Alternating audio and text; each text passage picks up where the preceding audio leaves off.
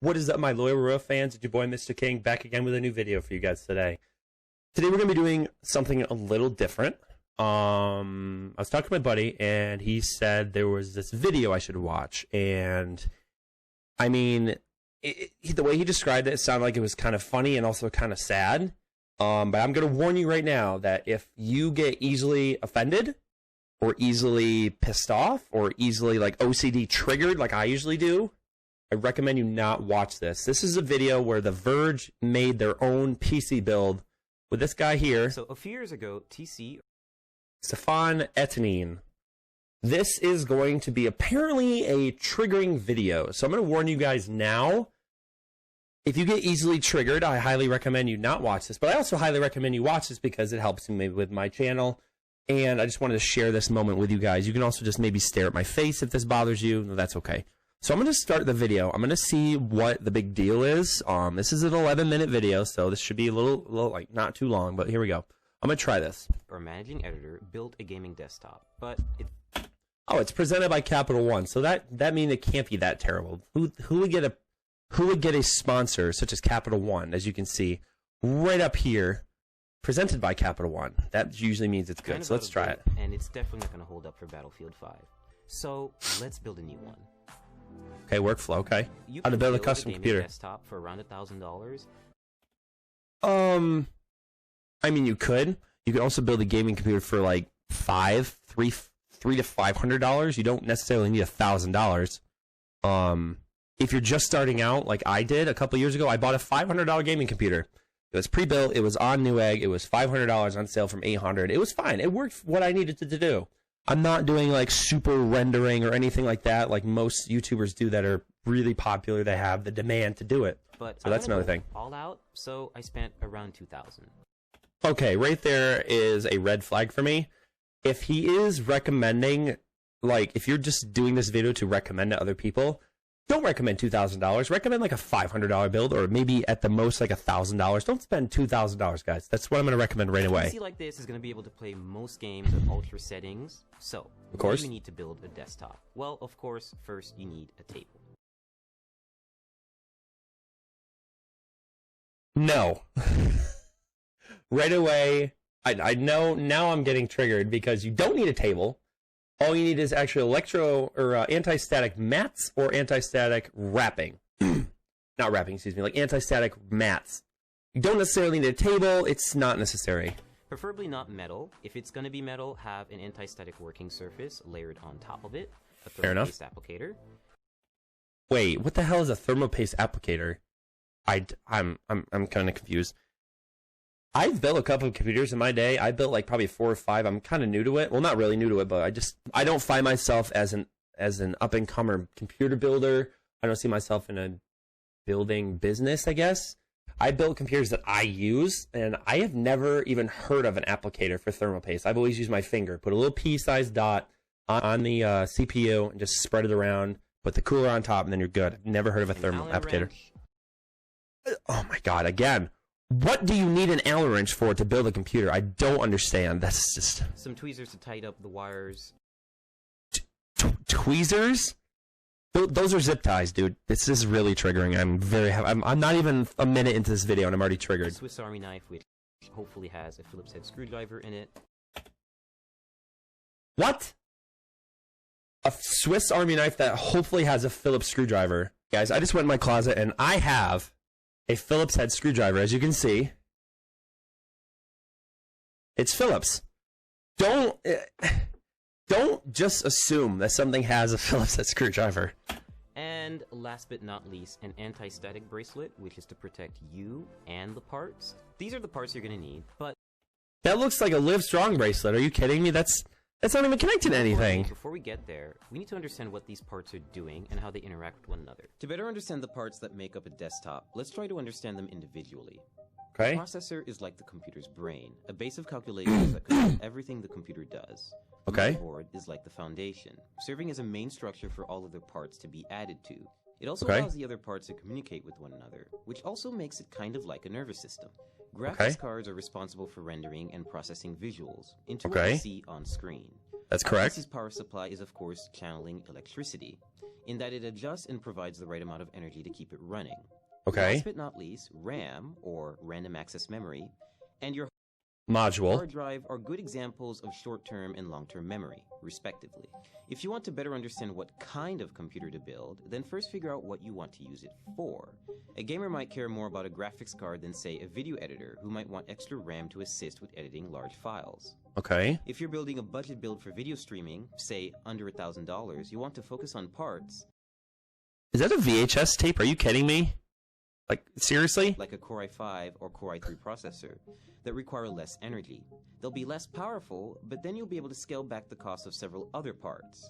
Mm-hmm. And if you need Correct. help choosing the right parts for your build, there are sites like PCPartPicker.com that help show presets for which parts fit together, which sort of part conflicts you might have, and Okay. This website is something I have used in the past. I do recommend this, PCPartPicker.com. It is a very good website, especially for people that are not tech savvy. Like a couple people that I know don't know anything about putting computers together, but this website actually makes it so if you pick a motherboard, it'll only give you options that will fit with that motherboard, and they're very, very accurate. Occasionally you'll get a glitch, but it's not very often. But I just want to let you guys know that PC Part Picker is a good website to go where to. find deals on new parts. Okay. So far, I'm guessing this guy has just read that from a script because he didn't really show anything like physically, just showed like digitals and graphic drawings and like animations and stuff like that. So that's fine. So let's keep going. We have a lot of boxes and a lot of PC parts, so it's best if you unbox them, isolate the parts that you really need, place items. Whoa. Wait. Why did he destroy a box? You have a Swiss Army knife that most likely has a knife on it. Cut open the box. Don't just destroy it like that. That just bothers me. Really going to start building by adding the motherboard in. Some notes about installing motherboards: they're really delicate. You should be really careful with them. That's and correct. Screw in with confidence, but also don't screw in too hard, otherwise you could crack the board. Is this guy talking about a sex video or something? Because screwing with confidence? I mean, if you know what you're doing, if you know that the screw goes in a screw hole, you just screw it till it's relatively tight. You don't over tighten. You don't have it loose. You don't have to screw in with confidence. We're not talking about a sex video here, dude. I chose Asus's Z370. A what? You mean an Asus Z3? Not Asus Z. It's Asus Z, buddy. Board for two main reasons. One, it has built-in Wi-Fi and Bluetooth, and also it has support for NVMe SSDs, meaning Okay, I guess. you can get really fast SSDs that are really easy to install. Pay close attention to the brace that goes at the back of the computer. You always have to make sure that you really hammer it in. No, you don't hammer that thing in. That is not a brace. That is a panel face. I'm already getting super triggered. I'm not even halfway through this video yet. There's no screw. It really just has to go outside of the case and clasp onto the frame. Wait, first off, why is he Again, I've only built like 4 or 5 computers for my entire life so far. Why is he putting the motherboard in blank? Why does he not install any of the RAM, the CPU, or any of that stuff first? It's easier to install as much as you can on the graphics card, because when you put it in, it's less like small space you have to work way into. I don't understand that part. This is very important because otherwise you can't align the motherboard correctly with the holes. We're just going to start installing all 8 screws. Okay. So next we're going to install the RAM on the motherboard. I chose Corsair's 16GB Vengeance LED RAM for 2 main reasons. Cool. One, it It's has colorful. LEDs, and we do like lights in our gaming desktops.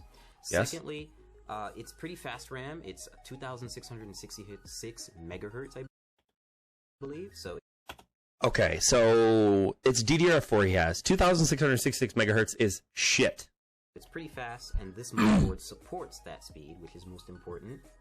Open the slots first, and just aligning the stick. Why is he opening all of them in there at one time? That doesn't make any sense. The middle of the strip. Wait. Okay, so first off, I can tell he's installing this incorrectly because right here is the slot, the empty slot, and it goes right there. So he's actually installing it backwards. So let's and just lining that up with the logo. Oh, so like cut away. Makes sense, I guess. And you don't see the gold connectors on the side anymore. That's when you know the RAM is in. Step 3, we're going to install the hard drive. Wait a second. Wait. he has them right next to each other, which is not going to work. That's actually only going to read one card. So he's only going to have 8 gigabytes read on that machine because you're supposed to have them separated by each section if you're running them dual memory module. That is not going to function properly. In this case, the NVMe SSD. I chose this format of solid-state drive so that I could input it into the motherboard without having to worry about extra wires or putting it in a separate part of the case and just getting really messy.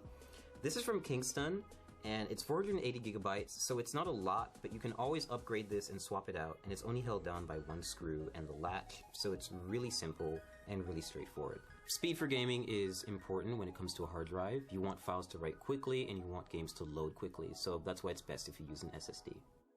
Okay, so step 4, we're going to install the graphics card. I chose PNY's GTX 1080, which is overclocked. Easy installation, you're just going to find the gold connectors, and you're going to line this bracket with the back end bracket of your PC case. Now, which lane you choose depends entirely on what other parts you're going to put in the system. That is not true. You always want to go with the top one because it has the best bandwidth option? Did they just pick this guy and just like have him say whatever he felt was necessary? Because that's definitely not true. You always want to go with the top one because it gives you the best bandwidth option. I'm just going to pick the top one because... Well, good for you, buddy. You chose the right lane. The SSD is at the bottom and I don't want to cover it. I just think it looks nice. Click down. Take your remaining brackets and just put them in the spots that you haven't used. You don't have to screw these in. They get bolted down by the back end bracket. And your GPU is installed. Power supply time. I chose Corsair's 850 watt power supply because I need enough headroom for ray tracing GPUs when they come out, and I don't want to have to upgrade it again. So all you have to do is take the brick and make sure that you align it with these little insulating pads so the power supply doesn't short circuit and come into contact with the rest of the system. Okay, right there, that is incorrect. Those are not insulating pads, those are vibration pads, so that doesn't cause vibration issues. And it's not going to short circuit the computer if that touches it. The entire casing of the power supply is insulated on itself. So that is completely incorrect. So just take it in, slide it in nice and easy until you have a snug fit, and then shift it to the back and make sure it's right up against. Bro, that is completely incorrect. It's sucking air from the inside of the computer. It's not properly grabbing ventilation from the outside. So that is so wrong right there. That just irritates the hell out of me. The frame. Now you just take the required screws and you tighten and screw in. Okay. So next step, we're going to install the CPU cooler. In this case, it's going to go on the top end of the case, and we're just going to have the hose hang out for a little while until we install the processor, which is going to come a little later. Always be sure to try to place it in the system first before you install it, because you can see it takes up a lot of space.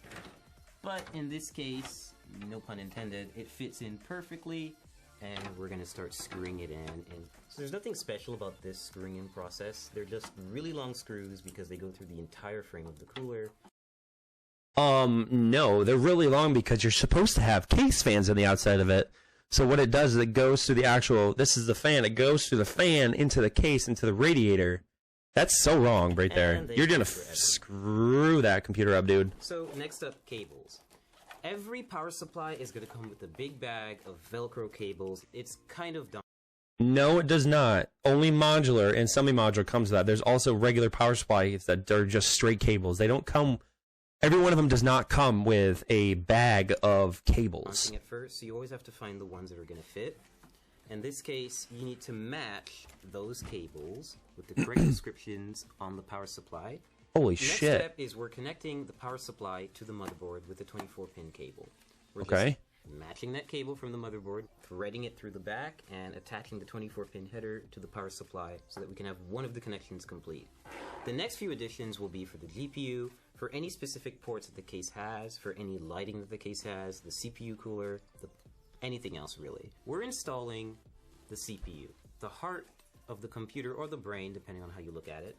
So to do this, we're just going to remove the plastic covering that they put on the motherboard. We're just going to take this little plastic part out. We'll just toss that out of here. You never throw that away. One point is the fact that if you ever have to send it back or get it sent in for fix, the manufacturer needs that piece in the CPU slot to fix your computer. If they don't have that, they're not going to fix your shit. Do not throw that away, guys. Just keep that piece if you build your own computer. Do not throw that away. And now we have an exposed CPU holder, or rather slot, on the motherboard. Okay. We're going to use the CPU applicator. What the fuck is a CPU applicator? I've never heard of that before.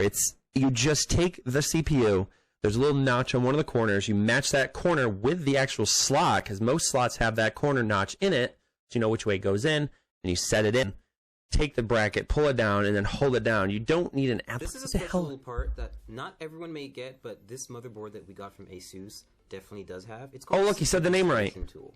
It makes it really useful if you want to install a Core i7 hexa-core CPU. Yeah, we've got one, and it's an 8th generation chip, and it's ready to go, and it supports overclocking. So what having this little installer does for you is it's basically a brace that you can apply right to the CPU and light it up with the triangles that you'll see on the bottom left corners.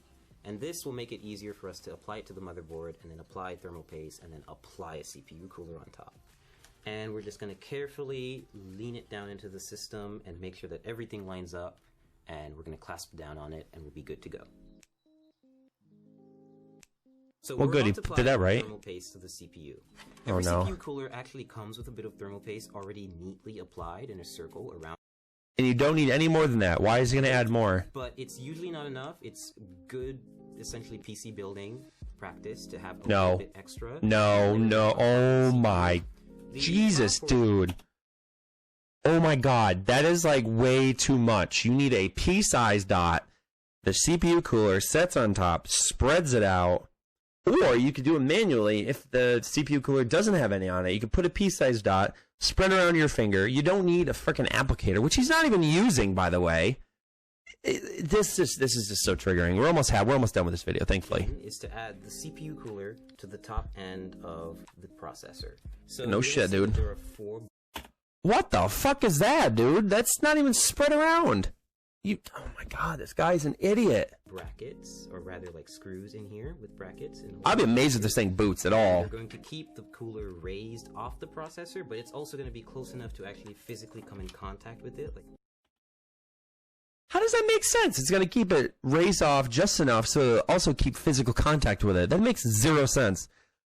The point of a CPU cooler is to be touching, not just high enough to be touching slightly or whatever the fuck he thinks is going to happen. That way it disperses the heat properly out through the cooler, liquid coolant, or the radiator, or the vent, or whatever it's going to be. That's just dumb. Keep it cool. Take thumb screws like this and just screw them on. So now that our internals... Take thumb screws and screw them on. They didn't even show how you do that.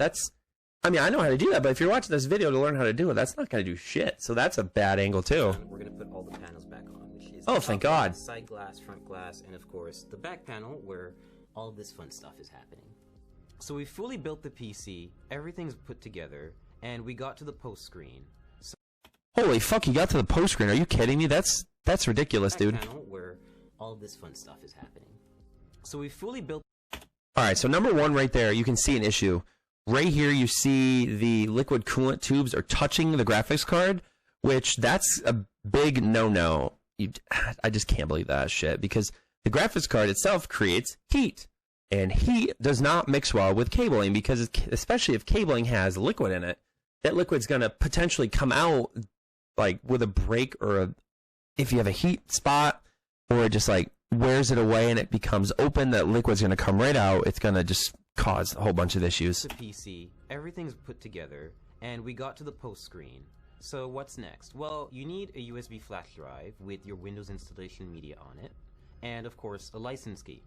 So I plugged that up, installed Windows in a couple of minutes, installed a bunch of drivers, and now we have a fully functioning gaming PC ready to run some games. Right now I've got Arma 3 running at maximum settings, native resolution, which is 1080p HD.